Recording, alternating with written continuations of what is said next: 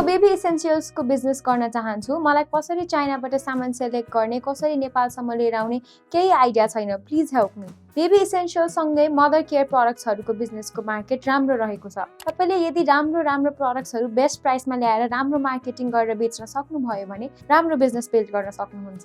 तपाईले चाइनाको Alibaba, global sources जस्तो प्लेटफर्महरूमा प्रडक्ट्सहरू खोज्नुहोस्। प्राय जस्तो यस्तो सामान एउटै सप्लायर वा म्यानुफ्याक्चररले बेच्ने गर्छन्। यदि एउटा सप्लायरकोमा भेटिएन भने अर्को एक दुईवटा सप्लायरहरूमा हेर्नुहोस् र सबै सामानहरू कन्फर्म भएपछि सेलरसँग त्यो सामानको डिटेल्सहरू माग्नुहोस् र त्यो डिटेल्सहरू हामीलाई यो नम्बरमा WhatsApp गरिदिनुहोस्। त्यसपछि हामी तपाईलाई त्यो सामानको इम्पोर्टमा लाग्ने कस्ट प्रोभाइड गरिदिन्छौँ। त्यसपछि यदि त्यो सामान त्यति कस्टमा नेपालमा इम्पोर्ट गरेर बेच्दा फाइदा हुन्छ जस्तो लाग्छ भने प्रोसेस अगाडि बढाउन सक्नुहुन्छ।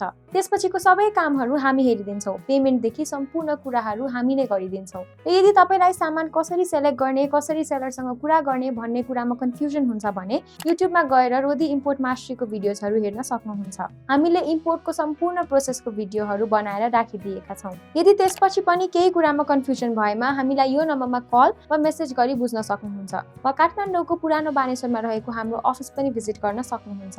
Thank you for watching.